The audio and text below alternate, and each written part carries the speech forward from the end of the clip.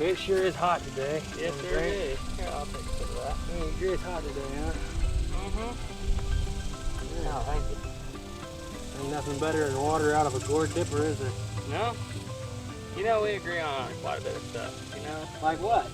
Well, America's the best country? Yep. Yep, Halloween's one of the greatest seasons of the year. I agree with you there. Yep.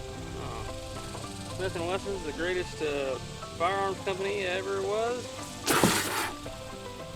What? Yeah. You're forgetting somebody. Colt. Oh. Colt's the greatest firearm company that ever was. No, I think Smith & Wesson is. Maybe Ivor Johnson might be a close second, but... You're saying Ivor Johnson is better than Colt? Oh, yeah. Well, there's only one way we're going to solve this. I challenge you to a duel. All right. I'll accept your duel. Well, all right. I don't have my 73, but I got my 72 open top. What do you got? The Schofield. All right, we better go to the range because I've heard it's not safe to duel around buildings. Yeah. See you at the range.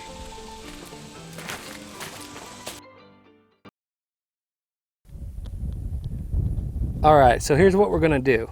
Ethan is going to be firing the Uberti Schofield. He'll be shooting a 230 grain bullet with a 28 grain charge of Old Einsford 3F, which is a historical load for a Schofield. I will be using the 1872 open top because it's the only 7.5 inch barrel Colt I have in cartridge, so it makes it fair. I'll be shooting a 250 grain bullet on top of 40 grains of 3F Old Einsford. The Plowboy's Ghost Channel load, if you will. Okay, so here's the rules of this duel. This is not necessarily a super fast draw. This is just get the gun out on target and shoot. Caleb is the referee, if you would. He will be dropping a white rag, and that will be the signal to shoot. We are at 10 yards, 30 feet, which is pretty common distance for an Old West gunfight if you watch Gunsmoke or something. Sometimes it's a little further. This one we're going to do about 30 feet. There is no one behind the camera. I'm using a cross draw, which means I'll be covering the camera, which is fine. No one's back there. Ethan will be using a straight up and down strong hand. We're both using 7.5 inch to 8 inch barrel guns, and we're both drawing off of Duke Frazier holsters. These are made by Duke Frazier. We'll put the link to his store in the description. All right, without further ado, we're going to do 5 shots, the best of 5. Who can fire fastest when the rag drops?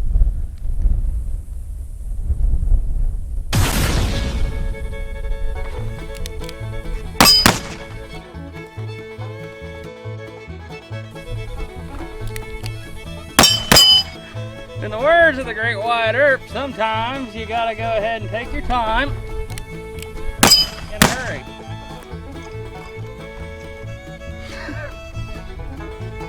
Oh, I do like the sights on this gun.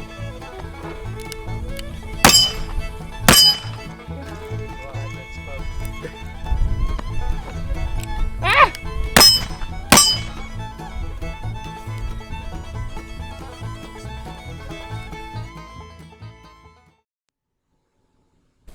Let's go ahead and let's unload. I'll let you get started. Alright, so he beat me.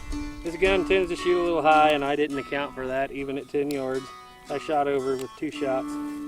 Another thing I'm going to use as an excuse is this hammer's a little stiff on this 72 open top, and I had a little trouble getting it back. But don't worry, Colt is still the better gun, and it will be back. Wait till I get my 73 out here against your Model 3. What'd you say, Colt's a better gun? Oh, you got unloaded? Okay. You hung up. Yeah, still unloaded a little quicker than you, though. Doesn't matter, I was shooting nearly twice as much powder as you. So here's what I'll say for a gunfighting pistol of the time period for this gun.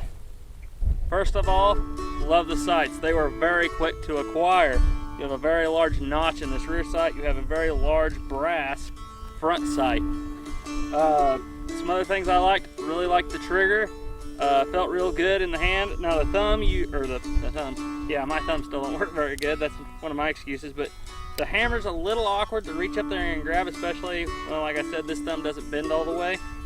So it was giving me a little trouble, and there is what you will see is definitely an issue with this gun, is that once you get through about 5 rounds, that black powder fouling will start to gum you up. So, yeah, still pretty good gun though. Now on this 1872 open top, as you can see, it's still not gumming up. The hammer's a little heavy, but it's not gumming up.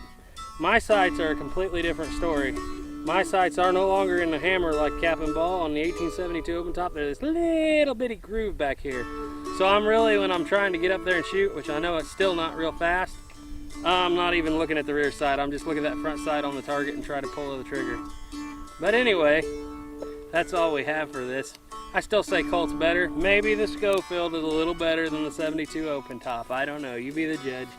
But I still say Colt's the best gun. I don't think so, but can I say something here? What? I did it. I finally did it. I finally won a competition on our channel. Go back and watch last Halloween's pumpkin carving competition. Yeah. It's a good show. It really is. Not really. Anyway, thanks for watching. Trust in God. Keep your powder dry. Bye.